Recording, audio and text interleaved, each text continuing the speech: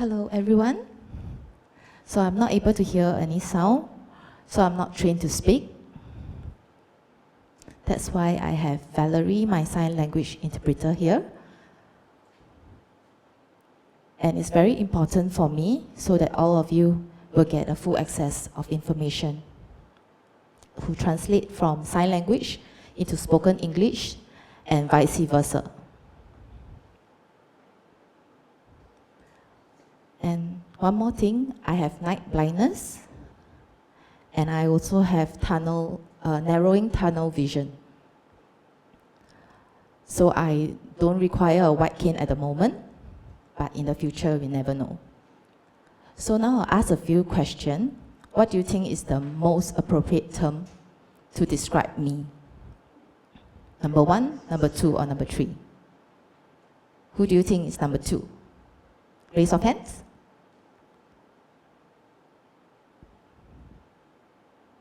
There's a few. Number 3?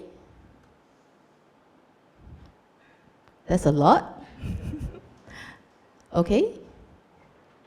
So the best term to describe me is actually number 2, deaf. So I'll explain what does the 3 terms mean. So hard of hearing is usually someone who has a mid-range hearing loss but still able to hear. For number 2, deaf, there's a capital D, deaf, as well as a lowercase d, deaf. So what's the difference? The one with a capital D, deaf, is a unique term with a cultural connotation and identity, whereas the one with a lowercase usually refers to a community who has hearing losses.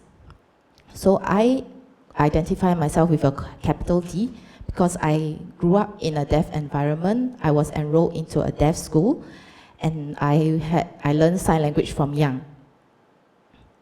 Whereas for hearing impaired, this term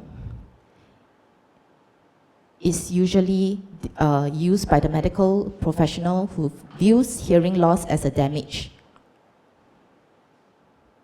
So for example, like doctors, nurses, they will use hearing impaired when they identify with us. So as I grew up, I was actually born hearing, but at the age of 1, I had a high fever,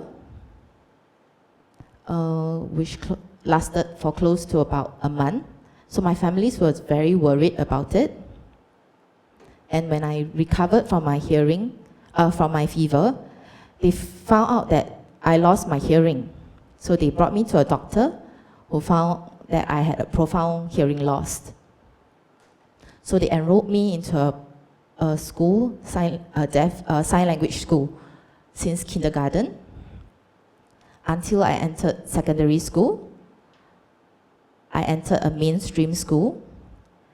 And when I had my friends with me when I was walking past, they were actually next to me and they tried to grab my attention. But I couldn't see them. And I had no idea, so all of them thought that I was ignoring them. And I had no idea I had this condition until I had I entered my early 20s, when I noticed my friends were very different from me. So when I went to a doctor, I was diagnosed with retinitis pigmentosa, RP for short.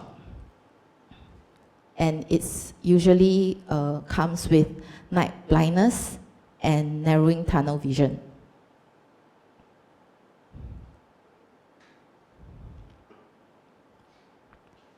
So does cure really matters for me?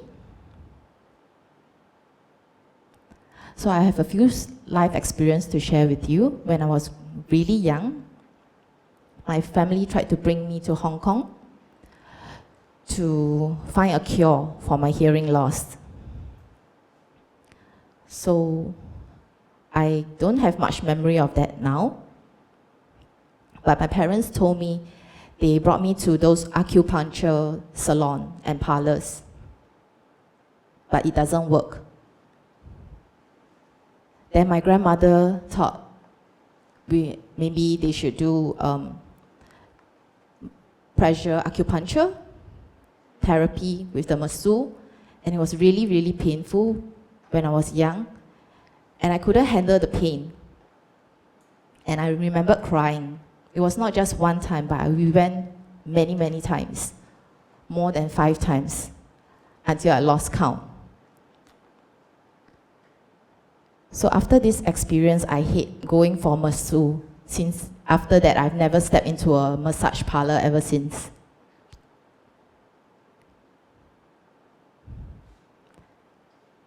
And this picture, I think, is very common for the Asian. So my mom actually brought me to a temple, a Taoist temple, who thought maybe that might help with my hearing loss to recover. And this priest tried to burn this talisman around my head. And then I couldn't understand why is this strange man trying to have this weird piece of paper around my head and then waving it around. But it still didn't help. And are you all aware of this picture? So this is actually a cochlear implant. And it's a hearing device which comes with a magnet. And you have to actually, and detects the pulses and the sounds in the environment.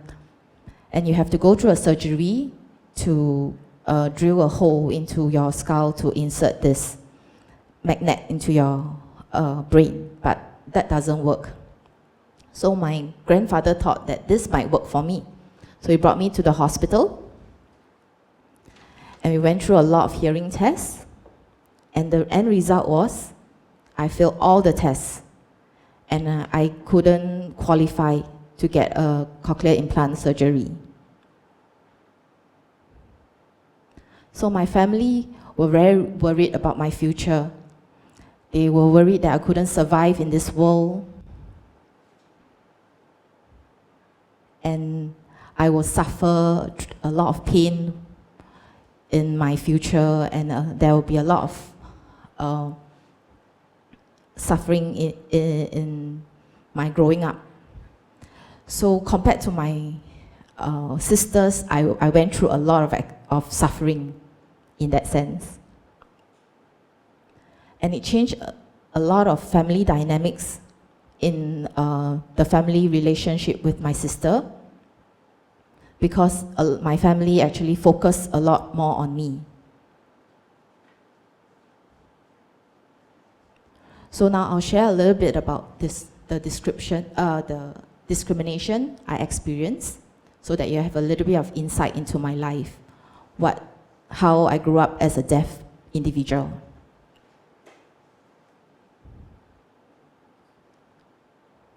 So I remember when I went to a dental clinic, and the nurse at the counter, I tried to communicate using a piece of pen and paper, and I asked her, can you inform me about how much does a wisdom tooth extraction package cost, and what does it comprise? And can you guess how the nurse replied me? You say, how do you know about a wisdom tooth extraction? And I was shocked. How could she ask me such a question?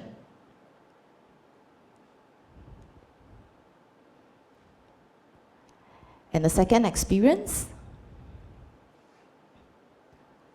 when I was searching for a job after graduating, I opened the newspaper and looked for a job advertisement, and they said that, walk-in is applicable. So I went to the office hoping to request for a job interview, and the receptionist asked me a really funny question. They asked me, how do you know we actually have a job opening here? And I felt really weird. Is there something wrong with me that I couldn't just walk in looking for a job? I don't know anything in the world just because I'm deaf?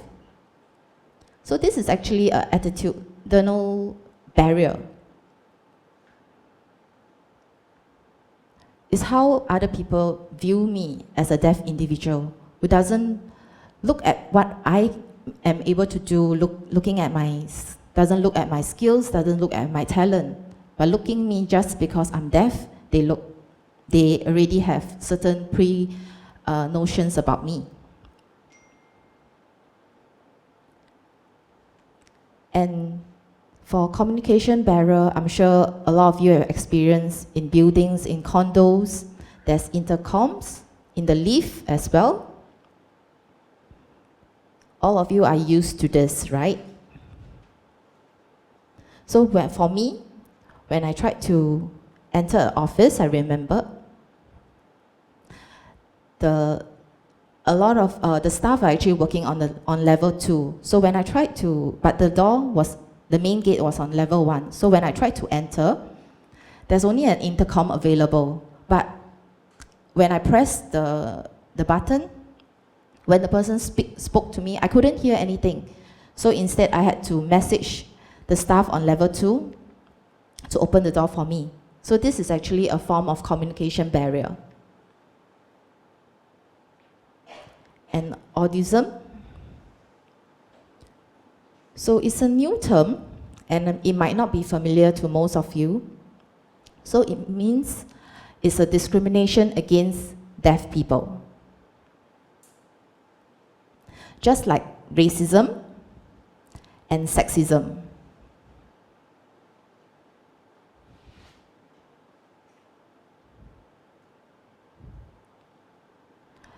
So everyone in my family, when I was growing up, and my colleagues, all view me as a deaf individual, but they view me as a damaged goods. But for me, I think deafness is part of my identity, is part of my pride, and I'm proud to be deaf. And I'm very happy to share my experience with all of you today. Thank you.